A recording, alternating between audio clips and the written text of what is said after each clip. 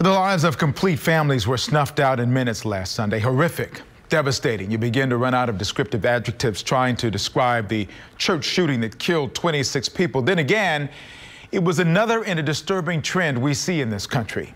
How many people are targeted and killed? Is it a mental health problem? A gun violence problem?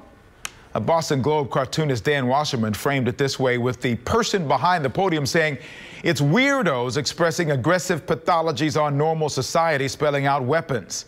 That frames the debate of the past and the future about the underlying problem. It's a conversation that needs to take place, but the first concern is about the survivors, the families who've lost loved ones, and the community at large. How does that community recover? How about us as a country as we deal with another tragedy?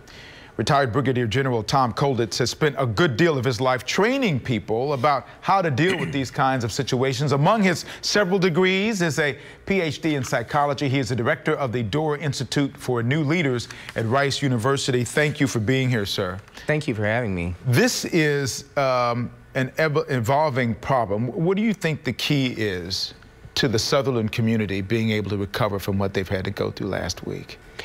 I think one of the principal keys is seeing the way ahead, and it doesn't have to be a detailed way ahead, but I think it was framed pretty well by Vice President Pence when he talked about this community using their faith and their collective strength to move forward. What people really need in these kind of tragedies is a way ahead, and that's a transformational leadership message, and it works very well. And you talk about leadership, and one of the things that the Doerr Institute does is focus on leaders. Talk a little bit about what you do at Rice University to try to evolve and help leaders really become better at what they're going to be asked to do at some point in their lives.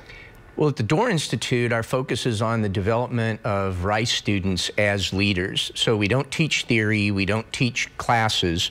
We work one-on-one with students in large numbers. So about 30% of the student body works with the Doerr Institute.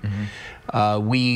We provide the kind of leader development that one might see in a top-tier company. So for example, if you're an undergraduate at Rice University, we offer you a professional leadership coach for a full semester at no cost to you.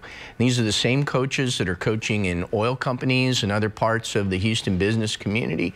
And we turn that into a powerful experience for those young people.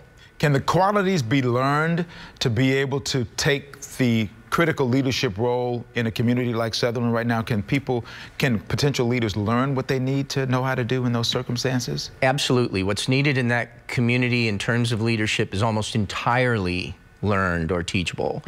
And it has to do with focusing on the needs of other people rather than on the needs of yourself. And so consequently, people working in that community have to focus on the individuals who've been affected.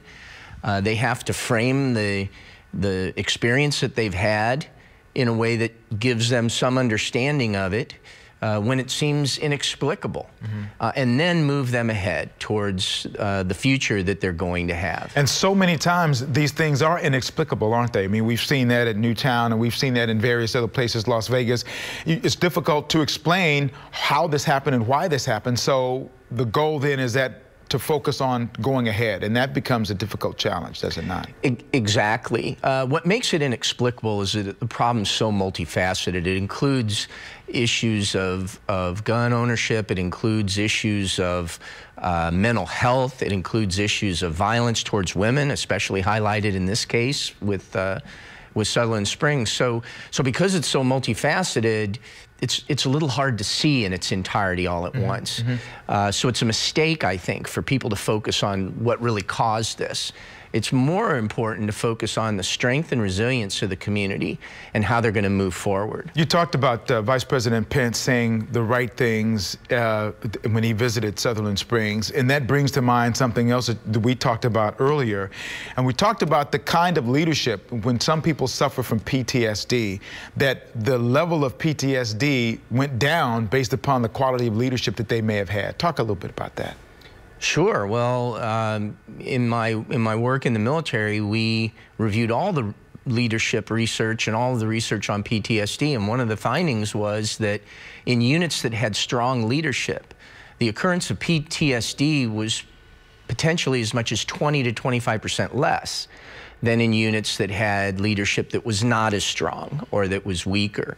And so consequently, you know, we've concluded, and I strongly believe that strong leadership in the context of these tragedies can really help people in meaningful ways, not just symbolic ways, but better mental health, lower rates of PTSD, lower rates of depression. And we've talked about the going forward here. Your take is that some of the solutions that might come out of this may come from leaders who we really don't even know they are designated as leaders, that people who come from the ground floor, if you will, come from the fabric of the community to take a leadership role. Exactly. We're going to see many, many emergent leaders, people who step up. They're familiar with the community, and so they know the right things to say, and they know the right things to do. And those are some of the most powerful leaders of all. National leaders are important, and state leaders are important, but the people that are going to heal this community are on the ground there right now. And can there a case be made that when we talked about the PTSD and leadership going on there, that all of these circumstances, when we have these national tragedies as they are defined, that all of us get some level, maybe not diagnosed PTSD, but psychologically it does have a negative impact, and perhaps our national leadership can play a role in helping us to get through that? Absolutely. I mean, it's a process of going through pain. And it's very important that the community feels like the nation's behind them, supportive of them. Mm-hmm. And again, I mean, going back to what Vice President Pence said, you know, he clearly communicated that the weight of the nation is behind the community, and that that they share in the community's faith and the community's forward-looking aspect of getting past this. It's not painless, certainly, but there is a way ahead. Well, I find this fascinating, as we talked yesterday as well. I've asked Dr. Kolditz to stick around for a Newsmakers Extra so we can continue to talk about this very important topic. And I'd ask you to go to click2houston.com, and on the Newsmakers page, you'll find this story about this week's program and a link to the Newsmakers Extra. We're going to continue this conversation. Dr. Kolditz, thank you very much and good luck. And thank you for the book, Leadership. We'll put that on our website as well, so you can get a copy of that, and so we can get you to be as intelligent as I am about that subject once we go forward.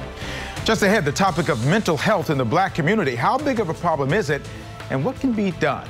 The Mental Health Symposium focusing on the stress burden of color is next week. What is it, and why should you care? Next.